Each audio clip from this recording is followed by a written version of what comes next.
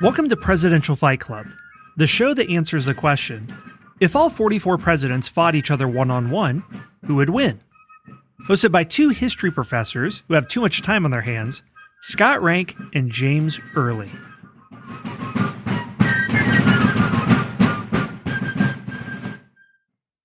Hello there, everyone. Welcome to the final fight of round 2 in the Southeastern Regional of Presidential Fight Club. This is our last fight before we get to the semifinals. We're seeing another founding father fight here, and we've seen a lot of them in this regional. James Madison, James Monroe, George Washington. Now stepping up is Thomas Jefferson. He's going up against everyone's favorite peanut farmer, Jimmy Carter. James, what does Jimmy bring to the fight? All right. Well, Jimmy Carter definitely worked as a peanut farmer. He was raised on a peanut farm, basically, but there's no evidence that he actually did much work himself. His father was fairly prosperous, not fabulously wealthy or anything like the Roosevelts or the Kennedys, but he knew a little bit about physical labor. He also played high school football, and he went to college. He went to one college, and then once he had finished some work there, he moved on to the Naval Academy. He was in the reserves during World War II. He was a little bit too young to fight in World War II, or I guess he could have some of the time. I mean, George Bush Sr. is the same age, and he actually served as a pilot. But Carter was in school, so I think he got out of fighting for that reason. Carter studied engineering. He was very intelligent, very, very intelligent. He was also a very devout Southern Baptist, and so in some ways was a pacifist. He didn't do a lot of fighting. There's no evidence. It says that he was gentle and quiet. He was reserved. Whereas at the academy, you tend to have a lot of aggression. There's a lot of testosterone running around. It's all male back in these days. But he just didn't fit in there. He was more of a bookish type, even though he did play a little bit of football. He played in college as well. Some, but not necessarily a standout or anything like Gerald Ford was. He did end up graduating from the Naval Academy, and after World War II, he served on a submarine. He ended up being a lieutenant, and then actually was in the nuclear submarine program. So he might have absorbed some radiation. Who knows? Maybe he's radioactive, and he's going to poison Thomas Jefferson. A Peter Parker in our midst. That's right. You never know what freakish powers he might have. But he served on nuclear submarines. And then later, of course, when his father died, he went home. He resigned from the Navy. His wife was not happy about that. But she wanted him to work his way up through the Navy ranks. But he had a surprise in store for him. He was going to go into politics. So Carter, maybe based on some of his military training, we've talked about this in the past, but he might have had, since he was training during World War II and after World War II, he may have had a little bit of hand-to-hand combat. Then again, this was the Navy, so it wouldn't have been quite as essential as if he were in the Army or the Marines. So that's what I've got for Carter. He was 5'10" and very thin, 160, 170. So don't know that he's going to be the most powerful fighter we've ever seen, but he's going to at least give it the old college try. Well, Jimmy Carter, our 39th president, I think is well matched against Thomas Jefferson. You have two presidents that are quite intellectual, bookish, not very aggressive. Thomas Jefferson's tall. He's 6'2". He's also really thin.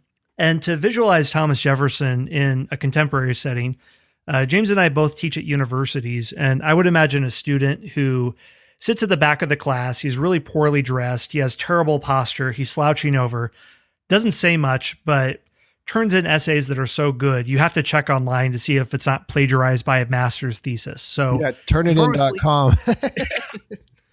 Yeah, which college students, we can smell that stuff a mile away. So, and please don't leave your Wikipedia footnotes in there. Please take those out if you're just going to copy straight from Wikipedia. Come on. Okay, so Jefferson is described as tall. He is also described as gawky, poor posture, large hands and feet. He's also described as having a loping gait, and One observer, Senator William Maclay, said he sits in a lounging manner on one hip, typically, and with one of his shoulders elevated much above the other. From 1786 onward, his right hand was crippled from an accident when he attempted to leap a fence while strolling with Miss Maria Hadfield Causeway, who he was having a postmarital affair with. So James and I were saying he can also enter into our bracket of extramarital affairs, along with Warren G. Harding, Clinton, who else? LBJ. Kennedy. Of course, Kennedy. Probably many others. He also doesn't have an aggressive personality. He's described as having a mild, easy, and obliging temper, although cold and reserved, as some of the French court would say. He was not a gifted orator, although there was a tremendous amount of intellectual content in his speeches. He tended to muffle softly out of earshot to much of his audience. Okay, so not an imposing figure. When it comes to intelligence, though, we've mentioned that with previous presidents, where if you take out just the physical qualities, you could include determination, resolve. How are they as a strategist? And with Thomas Jefferson, I would imagine if you've ever seen the BBC series Sherlock with Benedict Cumberbatch, you see the world through his eyes, and just by looking at an object, hundreds and thousands of bits of information are coming to his mind. And in the Robert Downey Jr. film version of Sherlock Holmes, he's an excellent fighter because he's so adept at observing the world. If that's actually true, I think Thomas Jefferson would have those skills. I can't imagine a president who's more intelligent. He spoke 7 languages. He played 5 musical instruments. John Adams wanted him to write the Declaration of Independence because he said Jefferson had a peculiar felicity for expression.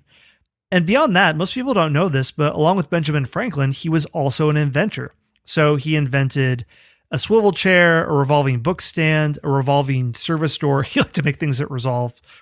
Yes. A polygraph machine, a wheel cipher, the 7-day clock calendar, the dumbwaiter elevator, portable copying press. And much like Benjamin Franklin, he didn't patent many of his most famous inventions because he wanted others to use them. So he was a lawyer, he was a writer, he knew Greek, Latin, philosophy, mathematics, archaeology, architecture, tremendously intelligent. And if intelligence has any bearing whatsoever in a fight, that has to tip the scales toward Jefferson. But does it? James, who wins this fight?